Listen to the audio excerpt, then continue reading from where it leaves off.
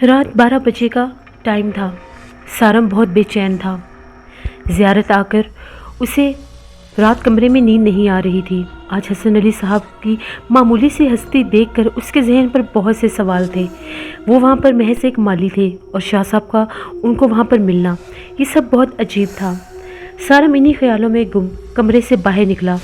हर तरफ धुंध छाई हुई थी, अंधेरा था। इसके बावजूद चाँद चमक रहा था। जब वो थोड़ा सा बाहर आया तो उसने चांद की रोशनी में हर सू फैली धुंध को देखा। वो वहाँ पर चलने लग गया। यहाँ तक कि चलते चलते वो उस रेस्ट हाउस अनुषा हाउस से बाहर निकल आया। तभी उसे एहसास हुआ कि एकदम कहीं शोर सुनाई दे रहा है। पीछे पलट कर देखा तो अनुषा हाउस के उसी गार्डन में बहुत से लोग आ रहे थे। ये लोग अचानक कहाँ से आए? सारे लोगों ने काले लिबास पहने हुए थे। जोक दर जोक लोग अंदर जा रहे थे। हैरत अंगेज़ बात ये थी कि वहाँ पर एक बहुत बड़ा स्टेज पर रूनुमा हो गया। स्टेज के ऊपर एक सुनहरे रंग की कुर्सी थी जिसके नीचे सुर्ख रंग का एक कालीन था। कुर्सियों पर आकर लोग जोक दर जोक बैठने लग गए। ऐसे लग रहा था कि वो किसी के इंतज़ार में हैं। सब स्टेज की तरफ ही देख रहे थे। सबने अपने चेहरे छुपाए हुए थे। यहाँ तक कि सारम ने भी काली चादर ओढ़ी हुई थी। वो भी एक दरख्त की ओर में जाकर खड़ा हो गया। तभी वो क्या देखता है कि एक नूरानी चेहरे वाले बुजुर्ग उस कुर्सी के ऊपर आकर तशरीफ़ फरमा होते हैं। जैसे ही सारम ने देखा, उसकी हैरत की कोई हद नहीं थी। वो कोई और नहीं, हसन अली साहब थे, जिनके सर के ऊपर एक बहुत बड़ा ताज था और जिन लोगों ने चेहरे छुपाए हुए थे वो उनके आगे एहतराम से झुके हुए थे। बस ये मंजर देखने की देर थी, सारम चौंक कर रह गया। एकदम सब कुछ गायब हो गया। सारम घबरा गया, ये सब क्या है? तभी तेज़ी से चलता चलता सारम अपने कमरे की तरफ आया तो उसके कानों में आवाज़ गूंजी, हर रात से पर्दा उठना ज़रूरी नहीं। सारम आकर सो गया। सुबह उसके दरवाजे पर दस्तक हुई तो उसने जब आंख खोली तो टाइम देखा तो 1 बज रहे थे। शाह साहब की आवाज़ उसके कानों में आई कि मियाँ आओ, खाना ठंडा हो रहा है। तभी सारम फ़ौरन से उठकर दरवाजे पर आया और कहने लगा, माफ़ी चाहता हूँ शाह साहब, पता ही नहीं चला कितनी देर सोता रहा हूँ। तभी शाह साहब ने कहा, लगता है रात भर जागते रहे हो। तभी सारम ने रात वाली सारी बात शाह साहब के गोश गुजार की तो शाह साहब ने ये कहा कि कुछ राजों से पर्दा उठना ज़रूरी नहीं। वही लफ्ज़ जो रात सारम ने सुने थे। दूसरी जानिब इस रात जब मुकम्मल तौर पर ठीक हो गया तो वो शायदा और गुरु रानी का बहुत ज़्यादा मशहूर था। सारम ने बाबा कंबल की एक एक रुदात सुना दी, किस तरह वो बाबा कंबल के चुंगल में फंसा। काले जादू के अमलियात के शौक़ ने उसे कहाँ से कहाँ पहुँचा दिया। यहाँ तक कि सारम को बाबा कंबल से लिया गया इंतकाम भी याद था। लेकिन सारम को उसके बाद की ज़िंदगी याद नहीं थी कि बाबा कंबल ने आसेब बनकर उसके साथ क्या किया। तभी द्वार गुरु रानी बोला, हाँ तुम ठीक कहते हो, वो बाबा कंबल एक नहायत ही खबीस आसेब है। अभी तो उसको मैंने तुमसे छुटकारा दे दिया है, लेकिन वो बहुत शैतान जादूगर है। वो ऐसा शैतान जादूगर है जो मरकर भी नहीं मरा। उसको मुकम्मल तौर पर तुमसे निजात दिलानी होगी। अब उसके ताबूत में आखिरी कील ठोकना होगा। तभी गुरु रानी ने एक और बोतल तैयार की जिसमें उसने काले उल्लू का खून, थोड़ी सी कब्र की मिट्टी और मसान मिलाकर उसको अच्छी तरह से जैसे ही हिलाया तो उसका जो रंग था वो काला हो गया। खून बिल्कुल काले रंग का हो गया। तभी गुरु रानी ने इसरार को बोतल देकर कहा कि जाओ और सूरज ढलने से पहले इसको कब्रिस्तान में जाकर किसी पुरानी कब्र में फेंक देना। हमेशा के लिए तुम्हारी जान बाबा कंबल से छूट जाएगी और अगर तुम्हें बाबा कंबल की कब्र दिखाई दे तो उसकी कब्र के इर्द गिर्द 3 चक्कर काट कर ये खून उसकी कब्र के इर्द गिर्द डाल देना और फिर इस बोतल को उसकी कब्र में फेंक देना। हमेशा के लिए वो आसिफ वहीं पर कैद हो जाएगा। जैसे ही इसरार ने उनका शुक्रिया अदा किया, वहाँ से उठने लगा तो शायदा भी इसरार के साथ हो गया। तभी गुरु रानी ने कहा, क्या बात है शायदा, तुम कहाँ जा रहे हो? तो तभी शायदा ने ये कहा, मैं इसरार को उसके घर छोड़ कर आऊँगा, मैं साहब को उसके घर तक पहुँचा कर आऊँगा। तभी इसरार ने कहा, ठीक है। वो तो पहले ही उनका बहुत मशहूर था। तभी वहाँ से रिक्शा लेकर इसरार और शायदा जैसे कब्रिस्तान पहुँचे तो मगरिब हो चुकी थी। इसरार को बिल्कुल भी याद नहीं था बाबा कंबल की कब्र कहाँ है, लेकिन शायदा को याद था। तभी वो उस मरदूद की कब्र पर लेकर उसको गया और कहने लगा, यही उस मनहूस आसेब की कब्र है, जल्दी करो। जैसे ही इसरार वहाँ पर पहुँचा, उसने बोतल का ढक्कन खोला तो इसरार को सारे वाक़यात याद आ गए। किस तरह आसेब बनकर बाबा कंबल ने उसकी ज़िंदगी बर्बाद की, उसका घर जलाया, उसकी बीवी को अजियत देकर मारा। اس کے اندر انتقام کی آگ اور بھڑک اٹھی۔ اس نے ڈھکن دور پھینکا اور 3 چکر کاٹ کے سارے خون کو بابا کمبل کی قبر کے ارد گرد پھیلا دیا اور باقی جو خون بوتل میں بچا تھا اس کو بابا کمبل کی قبر میں ڈال کر یہ کہنے لگا، اب تم یہیں پر جلو مرو ہمیشہ کے لیے۔ اور یہ کہہ کر دونوں فوراً وہاں سے باہر آ گئے۔ وہاں سے اس نے رکشہ لیا اور اس کے بعد اپنے بھائی کے گھر جبار کے گھر جانے لگا۔ جبار اور مہناز بہت پریشان تھے۔ آج 5 دن ہو چکے تھے۔ وہ لوگ نہیں جانتے تھے کہ آخر اسرار کہاں چلا گیا۔ وہ اسرار کے لیے بہت زیادہ پریشان تھے کہ اس کی ذہنی حالت ٹھیک نہیں تھی، کہیں کسی گاڑی کے نیچے آ کر وہ مر نہ گیا ہو۔ تبھی دروازے پر بیل بجی۔ جیسے جبار نے دروازہ کھولا سامنے اسرار تھا۔ وہ چونکا، یہ کیا اسرار میرے بھائی؟ تبھی اسرار نے کہا، ہاں جبار بھائی، میں واپس آ گیا ہوں۔ جیسے اسرار کو جبار نے یہ کہتے سنا وہ بہت زیادہ چونکا کہ اس کی تو یادداشت واپس آ چکی ہے، یہ کیسے ممکن ہے؟ یہ تو بالکل ٹھیک ہے۔ تبھی اسرار نے شاہدہ کو آواز دی تو شاہدہ یہ کہنے لگا، نہیں صاحب میں یہیں سے جاؤں گا۔ اسرار نے کہا، ایسے نہیں، اندر آؤ، میں تمہیں اپنے گھر والوں سے ملواؤں گا۔ تبھی شاہدہ ان کے ساتھ اندر آ گیا۔ اسرار نے ساری بات جبار کو اور مہناز کو بتائی۔ وہ لوگ بہت خوش تھے اور جبار بھی شاہدہ کا بہت زیادہ مشکور تھا کہ ایسے لوگ بھی ایسے کام کر جاتے ہیں۔ اگلے دن اسرار بینک گیا، وہاں سے 1 لاکھ روپیہ نکلوا کر فوراً سے شاہدہ کے گھر آیا۔ اس نے گرو رانی کو وہ 1 لاکھ روپیہ دیا۔ گرو رانی نے شاہدہ کی طرف دیکھا تو شاہدہ نے کہا، اگر یہ اپنی خوشی سے دے رہے ہیں تو آپ لے لیجئے۔ دعا رانی نے وہ لے لیے۔ اس کے بعد اس نے آدھے پیسے خود رکھ لیے اور آدھے پیسے اپنے چیلوں میں بانٹ دیے۔ ان کے گھر آج جشن تھا۔ اسرار وہاں سے واپس آ گیا۔ سارم اپنے کمرے میں لیٹا ہوا تھا۔ آج 7 دن گزر چکے تھے۔ سارم بہت زیادہ پریشان تھا۔ شاہ صاحب بھی کوئی بات نہیں کر رہے اور نہ ہی حسن علی صاحب نے کوئی خاطر خواہ جواب دیا ہے۔ بس اتنا ہی کہا ہے کہ وہ کراچی جانے کے لیے تیار ہیں، لیکن کب جائیں گے؟ تبھی دروازے پر دستک ہوئی۔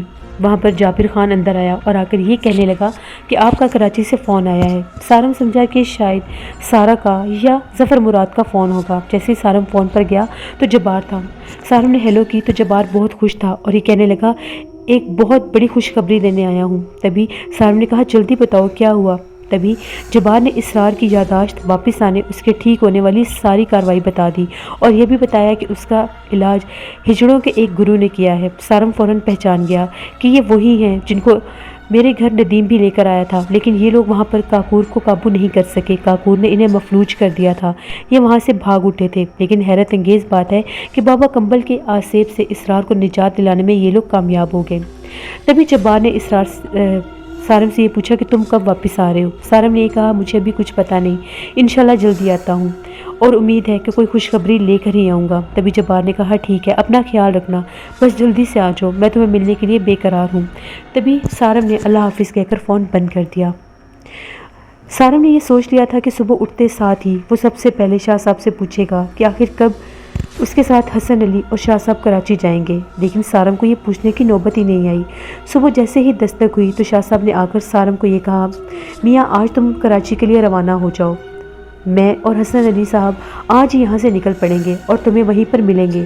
آستانہ کمالیہ پر تم آ جانا۔ دوسری جانب اسرار بالکل نارمل ہو چکا تھا۔ اسرار بھی اپنے گناہوں کی معافی مانگ چکا تھا اور وہ بھی شاہ صاحب سے ملنے جانا چاہتا تھا، لیکن سارم نے جبار کو بتا دیا تھا کہ شاہ صاحب جو ہیں وہ سارم کے ساتھ ہی ہیں، ابھی اسرار آستانہ کمالیہ نہ جائے۔ دوسری جانب ایک دم ظفر مراد کے گھر میں شور برپا ہو گیا۔ سارا جو تھی وہ گھر سے غائب ہو چکی تھی۔ ظفر مراد بہت زیادہ پریشان تھا کہ آج ہی سارم بھائی واپس آ رہے ہیں اور آج ہی سارا باجی گھر سے غائب ہو گئی ہیں۔ دراصل سارا کو جب پتہ چلا کہ سارم واپس آ رہا ہے تو وہ خوش ہونے کے بجائے افسردہ ہوگی۔ وہ اپنے بیٹے حسن کو ملنا چاہتی تھی۔ بہت بار اس نے کمرے میں جا کر فون کیا، لیکن اس کے آسیب زدہ گھر سے کسی نے فون نہیں اٹھایا، کیونکہ فون اٹینڈ کرتے ہی منظر بدل جاتا تھا اور وہ حسن کے پاس پہنچ جاتی تھی۔ آج وہاں کوئی بھی فون نہیں اٹھا رہا تھا۔ سارا کی بے چینی بڑھتی ہی جا رہی تھی۔ سارا کے کانوں میں آواز گونج رہی تھی، اپنے گھر آؤ، اپنے گھر آؤ۔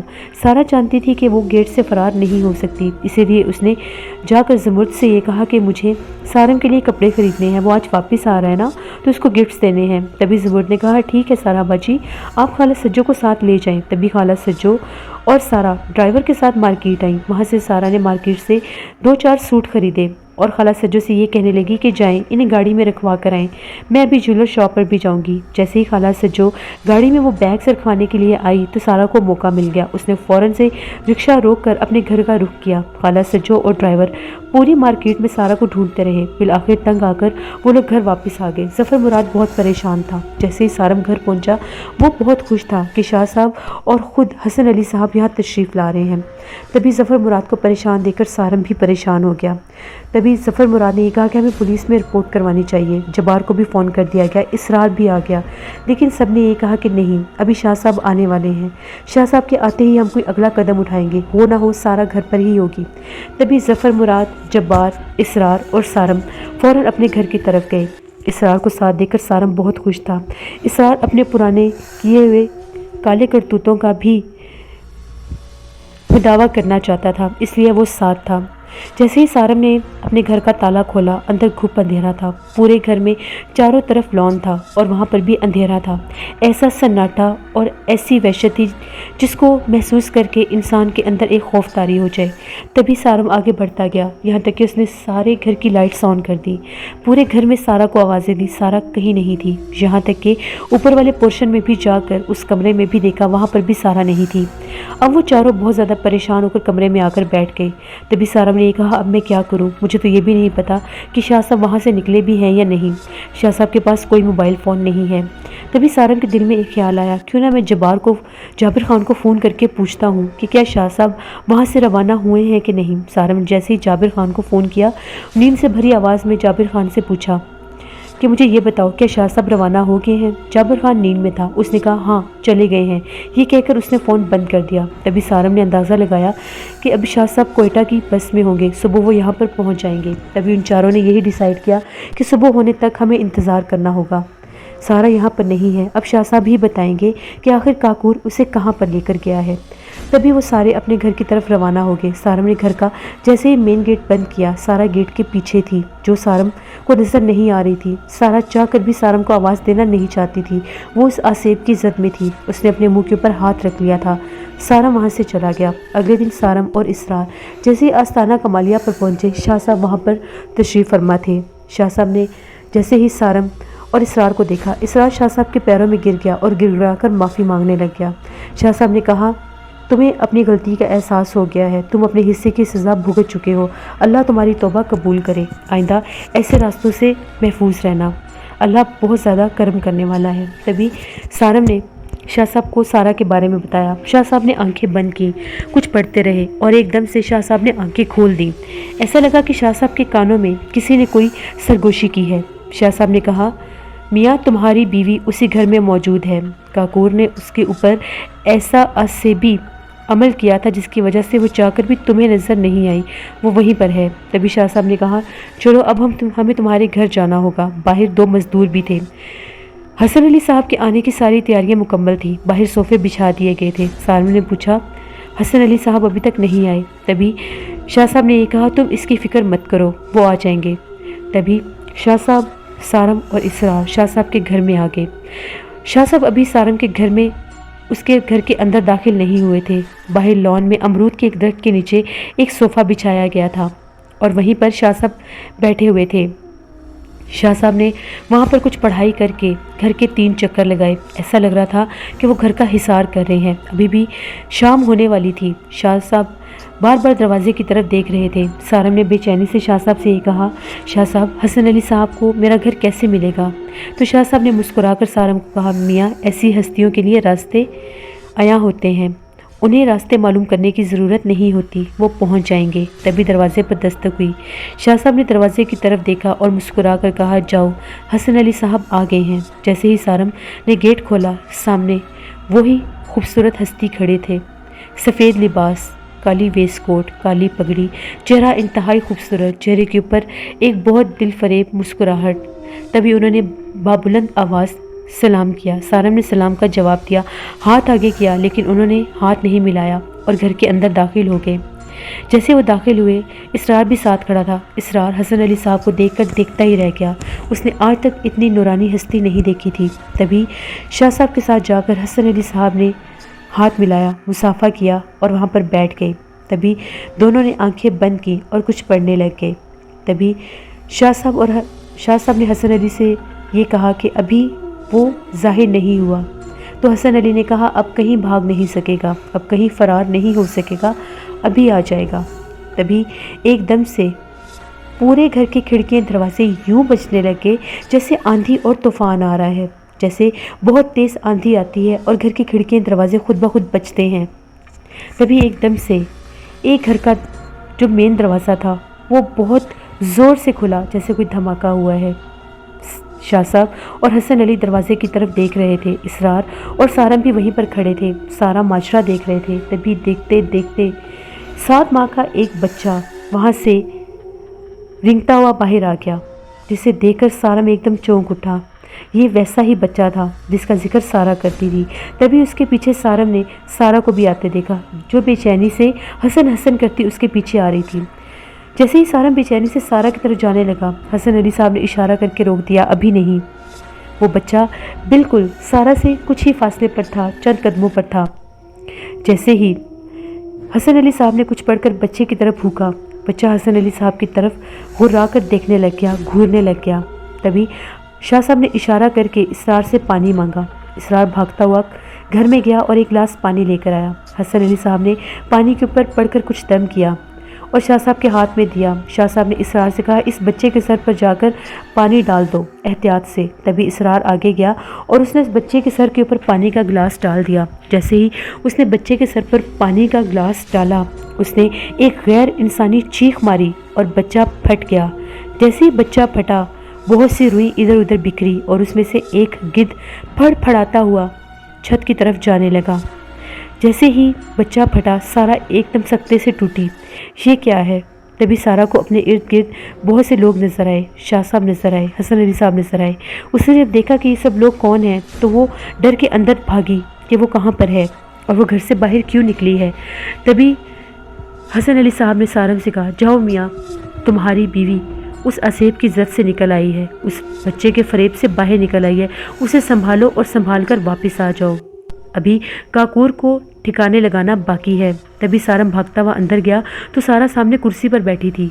सारम को देखकर उसकी तरफ भागती हुई, सारम मुझे माफ़ कर दो, मैं बेहिस हो गई थी, मैं उस असेब की जद में थी, मुझे नहीं पता था कि वो सिर्फ़ एक फ़रेब है, वो मुझे उस बच्चे के पास लेकर जाता था, मुझे माफ़ कर दो। तभी सारम ने सारा को पानी पिलाया और तसल्ली देकर ये कहा कि शाह साहब और हसन अली साहब खुद आए हैं, वो बाहर तशरीफ़ फरमा है, बैठे हुए हैं, अभी उस काकूर को ठिकाने लगाना बाकी है, तुम कमरे में आराम करोगी, जब तक मैं ना कहूँ वहाँ से बाहर मत आना। ये कहकर सारम ने सारा को कमरे में लिटाया। जफ़र मुराद और जबार को शाह साहब ने बुलाने से मना कर दिया था। जैसे ही सारम बाहर गया तो शाह साहब ने सारम को इशारा किया कि वो पीछे जाकर खड़ा हो जाए। तभी जैसे ही सारम ने देखा हसन अली साहब कुछ पढ़ रहे थे तो एकदम से सुर्ख लिबास वाले 2 कदावर आदमी नमूदार हुए। ये बिल्कुल वही रात वाले लग रहे थे जो स्याह लिबास में थे, वैसे ही आधे ढके हुए चेहरे। उनके हाथों में एक गिद्ध था, उस गिद्ध के सुर्ख पंजे थे और उसके मुंह के जो चोंच थी उसके आगे एक सुनहरी रंग का एक जाल सा लगाया गया था, जिससे उसकी चोंच को बंद किया गया था। तभी हसन अली साहब ने कहा, हाँ काकूर, बता अब तू क्या चाहता है, तेरा क्या किया जाए?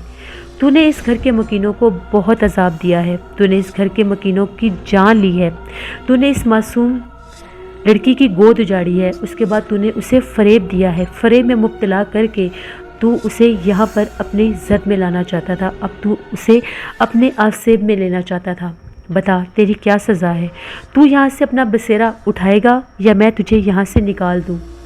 तभी एकदम से काकूर ने आखिरी कोशिश की, अपने पर फड़फड़ाए, लेकिन वो जिन हाथों की गिरफ्त में था वहाँ से उड़ नहीं सका। तभी उसने अपनी गर्दन खम कर दी। तभी हसन अली साहब का इशारा मिलते ही उन सुर्ख लिबास वालों ने एक एक पंजा पकड़कर, एक एक पर पकड़कर जैसे ही काकूर को खींचा, उसके दोनों बाजू टूट गए और वो निढाल होकर ज़मीन पर गिर गया।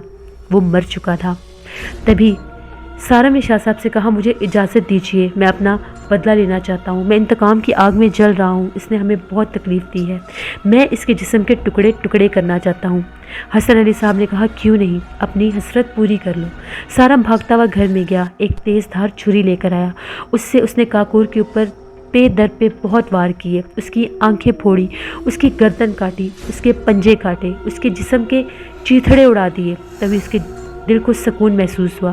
جیسے ہی کاکور مرا، پورے گھر میں گدھوں کا شور برپا ہو گیا، یہاں تک کہ آسمان کے اوپر لاکھوں کی تعداد میں گدھ نمودار ہو گئے۔ یہ گدھ اس تعداد سے 10 گنا زیادہ تھے جو سارم نے اپنی چھت پر دیکھے تھے۔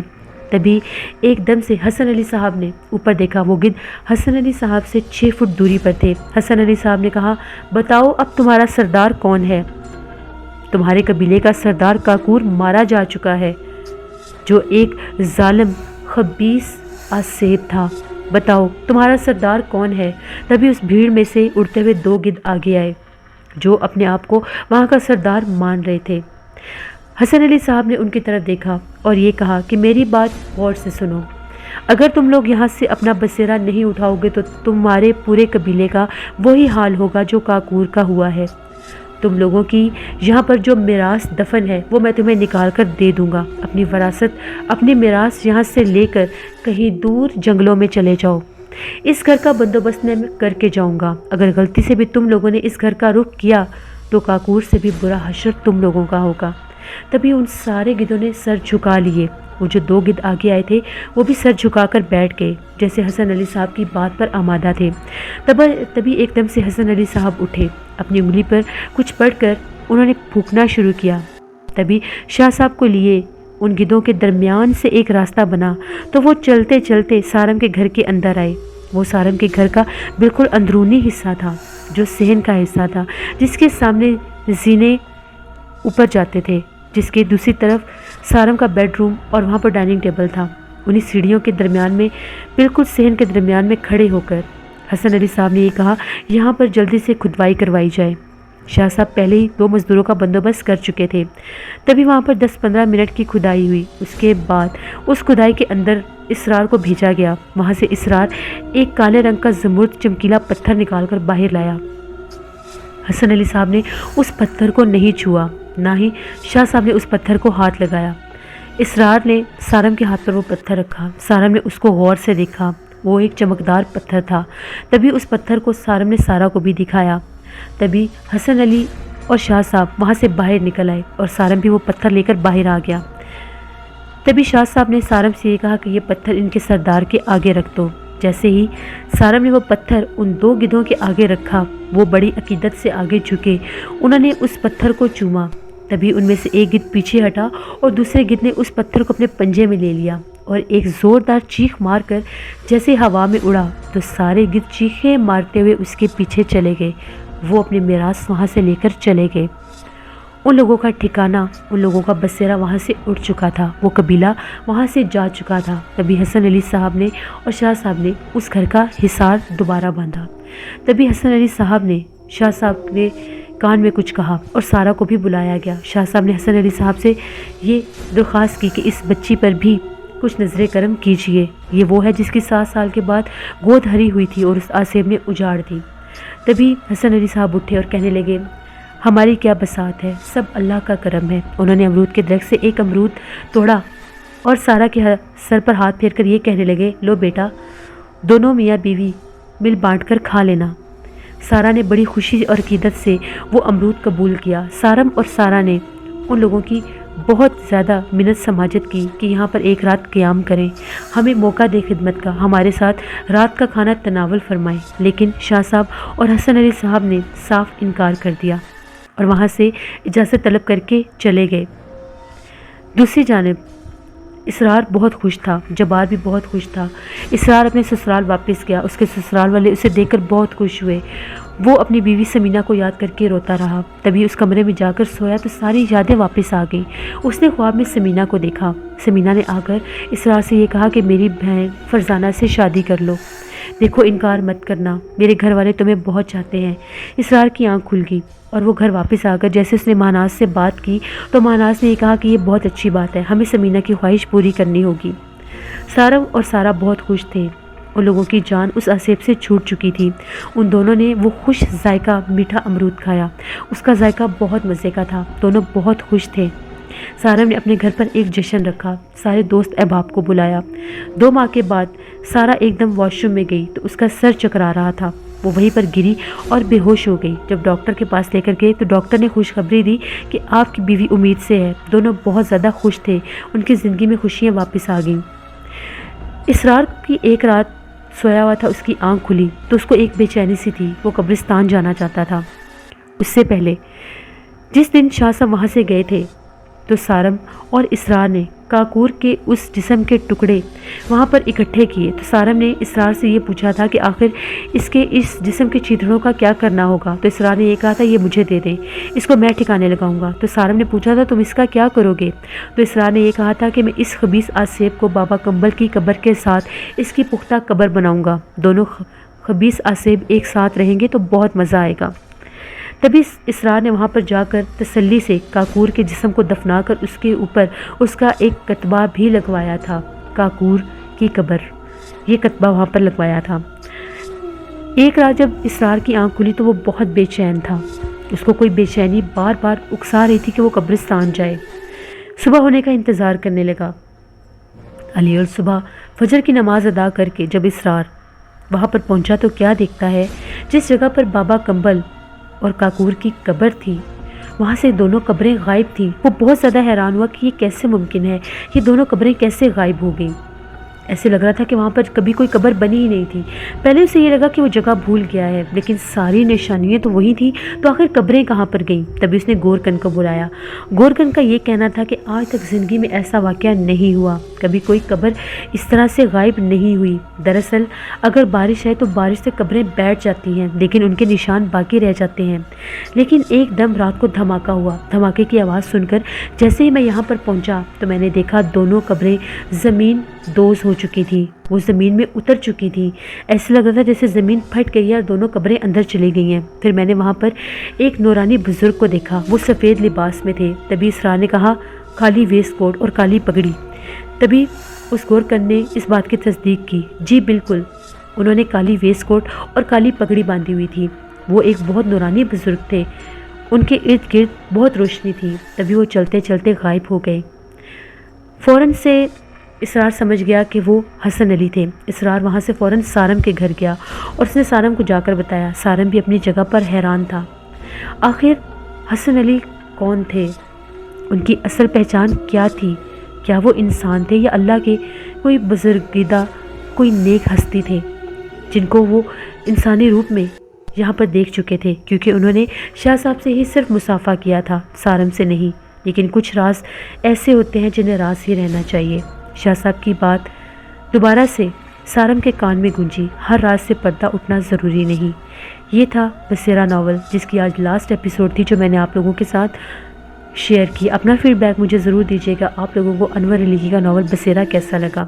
انشاءاللہ نیکسٹ ناول میں آپ لوگوں کے ساتھ پھر ملاقات ہوگی۔ Thank you for watching, stay blessed, اللہ نگہبان۔